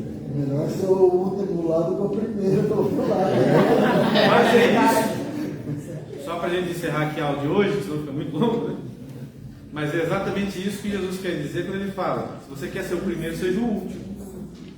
Por quê? Santo Afonso fala assim: se nós soubéssemos qual o lugar do céu que Deus quer para nós, nós deveríamos desejar exatamente aquele lugar. Mas como ele não revela nessa vida, eu tenho que agir como se o meu lugar fosse o último. Imagina uma porta no escuro. Se essa porta tem 30 centímetros e eu passo em pé, eu bato a cara na parede e caio de costas. Agora, se ela tem 10 metros de altura, mas eu passo rastejando, eu passo. Então assim, todo mundo tem que rastejar. Porque eu não sei, eu estou no escuro. Eu não sei o lugar que Deus quer para mim no céu. Então, eu tenho que agir e colocando o último, sempre. Antes de começar a aula, eu estava vendo um vídeo do Padre Léo. Ele fala justamente sobre isso. Morreu ele e o João, o senhor João. Né? Os dois chegaram no céu. Quando chegou lá no céu, São Pedro veio e fez aquela festa para o senhor João.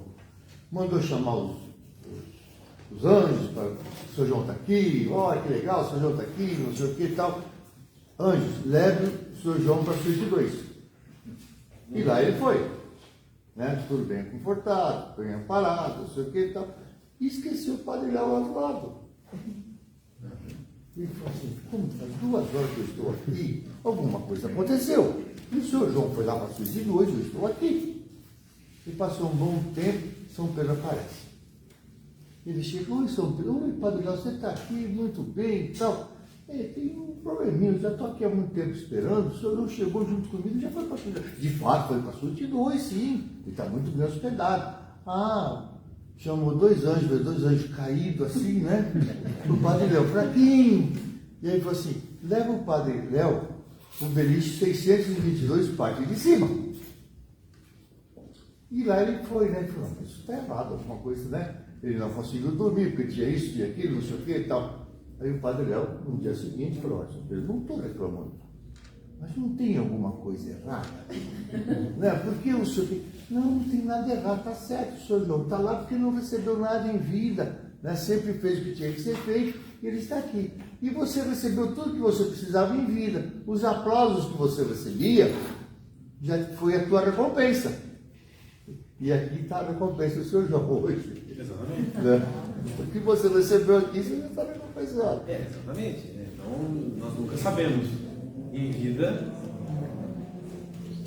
o que vai acontecer. Uma última coisa, então, só que bem claro. Está claro que Deus já sabe de tudo, né?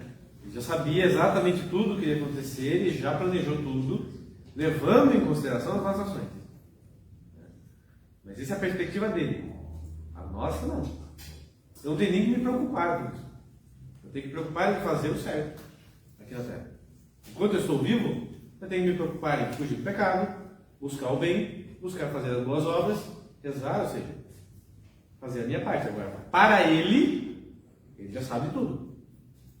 Está tudo contado, está tudo feito. Ele já sabe Até o tudo. final está programado. Tudo. Tudo. Até os nossos pecados estão contados. Tudo. Cada fio de cabelo, cada célula do corpo, cada instante, cada segundo, tudo. Para ele já tem tudo. Então ele já levou em consideração todas as nossas ações, todas as nossas escolhas, e já encaminha, já tem tudo encaminhado, para ele já está tudo. Ele deve estar rindo da bagunça que está fazendo na nossa cabeça agora. Talvez não vão. No céu, o amanhã já existe, então? Oi? No céu, o amanhã já existe? Não no céu, em Deus. Em Deus. Até o final do tempo, Deus já sabe, já está acontecendo. Para ele já. Para ele tem a posse. Para ele é como olhar um quebra-cabeça já montado. Entendeu? É por isso que Jesus fala para Pedro: antes que o galo cante, me negarás 3 vezes. Jonas, você não estaria todos os tempos, né, vamos dizer, a criação, tudo está ao mesmo tempo acontecendo? Não é que está acontecendo ao mesmo tempo. É que Deus está vendo. Porque ele já sabe o que vai acontecer comigo lá onde eu vou parar. Ele já sabe. Eu tenho que fazer a minha parte aqui para chegar lá. Se eu optar pelo trocar o meu caminho, aí ele vai mudar aquilo lá? Não, ele já viu também. Ele já sabe.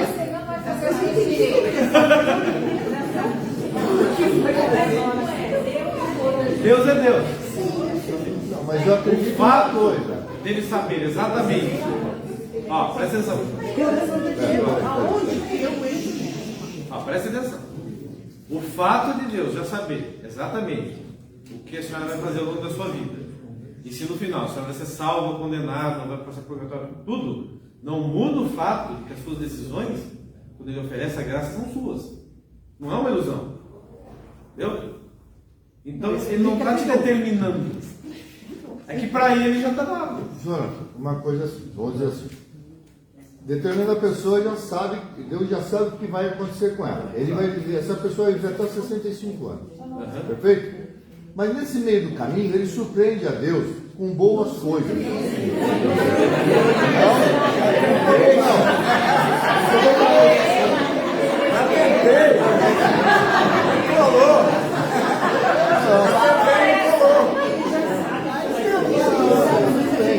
Mas a gente não pode ser melhor do que ele foi programado. Não é que está programado. Você não consegue ser melhor do que ele já sabe que você vai ser. Entendeu? A gente não sabe quando. Ó, não é? Gente, pelo amor de Deus. Pessoal, ó, aqui. Não é que ele programou no sentido de um robô. Não, eu sei disso. Mas ele já anteviu. Ele traçou o que a pessoa vai ser. Não. Eu digo assim, se aquilo que foi traçado e a pessoa foi uma pessoa mais caridosa, mais bondosa e fez coisas melhores do que estava lá, ele pode fazer. Não, ele já sabia todas as suas coisas. Não concordo. Mas nós estamos concordar, é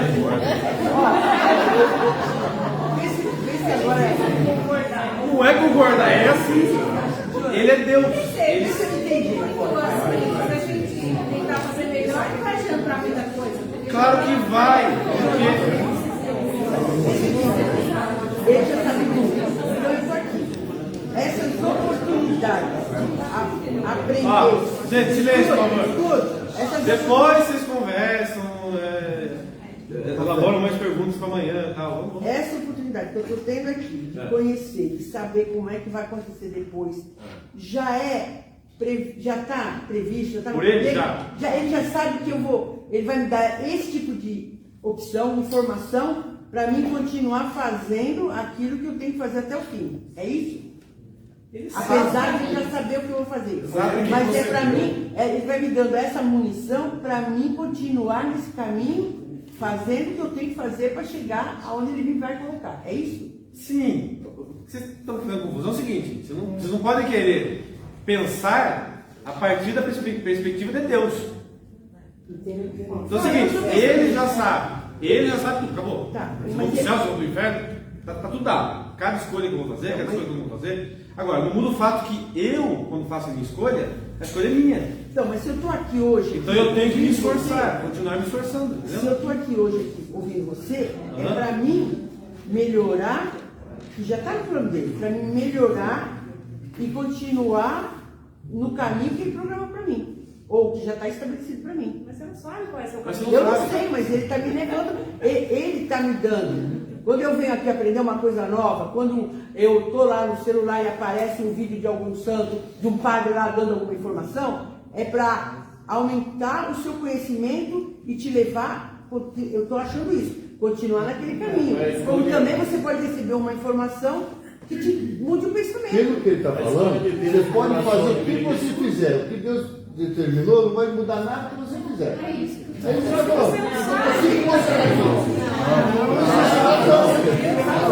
Não existe razão de estar aqui, então. Nada! Vamos lá, ó. Se eu fizer ou não fizer, vai continuar uma coisa. Aqui, de novo, o que Deus sabe, Ele sabe, ponto final. Mas só Ele sabe. Agora, quando eu tomo uma decisão, essa decisão é minha. Então, ou seja, se hoje eu estou vivo e eu posso fazer uma escolha melhor, eu tenho que fazê-la. Não importa o que Deus sabe ou não sabe. E essa decisão é minha, é real. Então eu vou tomar essa decisão. Então, ou seja, não é assim, não vou fazer nada porque Deus já viu tudo. Então, você vai para o inferno. Então, ou seja, quando você escolhe fazer o bem e se arrepender, é uma obrigação nossa e é possível. Isso está acontecendo. Isso é real. Ou seja, eu tenho que querer me arrepender, eu tenho que querer fazer boas obras, eu tenho que querer que Deus aumente a graça em mim. E se eu fizer isso, isso vai acontecer. Por quê? Porque eu não sei qual o futuro de vocês, só Deus sabe. Então uma coisa é o que Ele já sabe, agora isso não importa para a nossa perspectiva. Literalmente não importa, porque eu não posso estar na mente de Deus. Agora, eu posso fazer escolhas. E eu faço boas escolhas fazendo boas escolhas. E eu, por exemplo, eu busco aprender. Ela falou, vim aqui hoje para aprender mais. Ok, foi uma boa escolha. Eu quero aprender mais. Isso é real, aprendendo mais. Ah, mas Deus já viu isso. Sim, mas e daí? Não tem nada a ver uma coisa com a outra. É a minha perspectiva, as minhas. O segredo, Santo Agostinho fala, eu tenho que rezar como se tudo dependesse só de Deus e agir como se tudo dependesse só de mim. Está aí o segredo, simples. Agora, que Deus já viu tudo, isso ele já viu. Ele é Deus, não tem como não ser outra coisa. Por definição, Deus é perfeitíssimo, por definição, ele é onisciente, por definição, ele sabe tudo em ato. Não tem nada que ele não sabe. Ele nem pode não saber. É próprio da natureza dele. Agora, não tem nada a ver com a nossa atitude pessoal. Está claro isso? Sim. Meditem mais, por favor. Né? Tomem cuidado para não achar que... Eu acho que uma pincelada bem rápida sobre tempo e eternidade ajudaria um pouco essa tarefa. Eu acho que vai confundir mais. Vai confundir mais? Talvez sim. Porque ele volta para a questão, mas Deus já viu o tempo. Porque é assim, Deus é eterno, não tem princípio nem fim. Então para ele não tem tempo. Para Deus não tem passagem de tempo. Mas nós somos temporais. Nós temos princípio, a nossa alma não vai ter fim. Mas tem princípio. E tem passagem de tempo. Então para cada um de nós as coisas vão passando ao longo do tempo. Mas para Deus não é assim. Agora, o que eu estou dizendo é o seguinte. Não é uma programação. É isso que vocês têm que entender. Deus não determinou que você vai fazer aquele pecado ou não. O fato dele antever, né, e permitir, não quer dizer que ele determinou que você seja mal. É você que escolheu. É você que escolhe em cada ato. Então não importa a perspectiva de Deus para a nossa vida. Eu não tenho que levar em consideração, né, nas minhas decisões, nas minhas escolhas e mesmo nas minhas orações. Porque para mim, enquanto eu estou vivo, nada está resolvido ainda. Se está resolvido para Deus, é para Deus. Não tem nada a ver. Eu só tenho que saber que é assim, porque Ele é Deus. Então também não posso falar que não existe isso. Existe, mas... Madre Teresa fala também. Eu peço que tire a minha cruz, né? Eu peço que Jesus me ajude. Me ajude, exatamente. Por quê? Porque no momento que ela... Não é porque Jesus já sabe que ela vai ser santa, que naquele momento ali, ela não tem que ter essa atitude. Ou seja, ela não sabe. Eu não sei o que vai ser de mim. Agora é por isso que eu tenho que, o tempo todo, pedir a graça, pedir misericórdia, pedir que Deus me ajude. Porque justamente Ele quer me conceder mediante a minha colaboração, a minha aceitação, o meu pedido, a minha insistência. É assim. Então assim, Ele não condenou ninguém de antemão. Vou falar um pouco disso amanhã na questão do sacrifício de Jesus. Ele não condenou ninguém de antemão, mesmo sabendo da escolha da pessoa. É outra coisa. Mais ou menos quando você assiste... Vamos tentar dar um último exemplo aqui, muito básico. Você vai assistir Chaves. Você sabe tudo o que vai acontecer ali. Mas é você que está determinando? Não. Claro que em Deus é um pouco bem diferente, mas entendo a analogia. Né? Então assim, quando Deus está vendo eu tomar uma má decisão, não é porque Ele já sabia que Ele me obrigou a fazer aquilo. Ele simplesmente está permitindo. Queria falar alguma coisinha assim, lembrando das 3 virtudes teologais. A fé, a esperança e a caridade.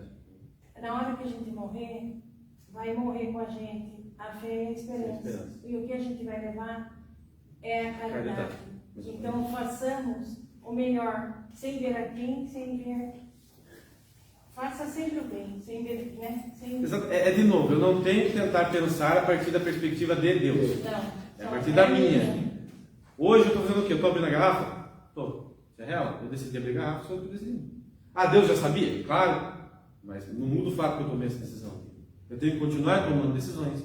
Eu tenho que continuar rezando. Eu tenho que continuar agindo. Como se Deus não existisse. Como se Deus não soubesse nada. Eu ajo como se Deus não soubesse nada, mas eu sei que Ele sabe de tudo. É muito simples, né? Ele sabe de tudo. Quem vai te levar para o céu, para o inferno é você, não Deus. Exatamente. Não, é Ele que vai levar, mas Não, mas as suas ações, vai. Exatamente. Suas escolhas que vai te levar. Você não tem que pensar assim. Exatamente. Não tem que pensar assim. A Deus já sabe se eu vou para o céu, para o inferno ou não. Eu tenho que pensar assim. Eu vou ser mandado para o inferno se eu recusar a graça. Exatamente. O fato dele saber não muda o fato de que eu tenho que escolher a aceitação da graça. Eu tenho que me arrepender. Eu tenho que buscar a graça. É isso que eu tenho que pensar. Não no fato dele já saber ou não. Claro que ele já sabe. Ele sabe que ele é Deus, não tem como ser de outra forma. Tá? Tá mais claro? Não? Como assim? Só bagunça mais aí. Quer dizer, é isso. Não sei mais o que falar. Deus sabe tudo, mas eu tenho que continuar agindo independentemente disso. Ou seja, as minhas ações, as minhas escolhas não são ilusões. São reais. O fato de Deus permitir saber a TV não muda nada. A Santa Mônica rezou tanto tempo para a conversão de Santo Agostinho. Isso já estava programado. Já estava decidido que Santo Agostinho seria santo. Mesmo que ela não tivesse rezado aquele tanto, ele teria se convertido? Não, por quê? Porque Deus já queria convertê-lo por meio da oração dela. Já entendi. Entendeu? Ela não sabia do destino do filho. Ela, enquanto ela estava viva, não sabia o que seria do filho, nem dela. Mas ela rezava pela conversão. É depois que morre que você sabe o que Deus já sabia. E se ela não tivesse rezado? Não sabemos. Não dá para saber. Só Deus é que sabe. Exatamente. Só Deus agora. Por isso eu tenho que fazer o certo. De novo, não tem que ficar pensando, mas se eu não tivesse feito, eu não tenho que ficar pensando na perspectiva de Deus. Tem que pensar na minha. E fazer para agradar a Deus? Tudo tem que ser feito para agradar a Deus. Tudo tem que ser feito para agradar a Deus. De novo, o que eu faço é o que eu faço. Eu tenho que fazer as coisas para agradar a Deus. Ou seja, mas não no sentido de puxa-saquismo. É no sentido de a vontade de Deus é perfeita, por quê? Porque a vontade de Deus é o bem. A vontade de Deus é o certo. Então eu tenho que fazer o certo. Se eu faço o certo, eu agrado a Deus. Ponto final. E você tem que ser correto. E isso é bom para mim. Não é que é bom para Deus. Eu não vou à missa lá para fazer um favor para Deus. Ao contrário, para ele fazer um. Ele não precisa. Exatamente. Eu não vou adorar Jesus na Eucaristia, eu não vou rezar o rosário, eu não vou à missa, eu não vou ajudar alguém para tentar comprar Deus ou para fazer um favor para Deus. Eu faço isso para mim, ou seja, para que Deus me ajude. É minha obrigação. Então, sou eu tenho que ir à missa porque eu preciso de Deus. Não é que eu vou lá para fazer um favor para Deus, estou indo à missa. Não, eu dependo dele para tudo, então eu preciso dele, eu preciso rezar. Porque eu preciso da graça dele. Porque eu preciso aumentar que a minha vontade se coadune com a vontade dele. Eu preciso dele o tempo todo. Então eu preciso rezar incessantemente. Eu preciso meditar incessantemente os meus pecados. Eu preciso de tudo isso. Sou eu.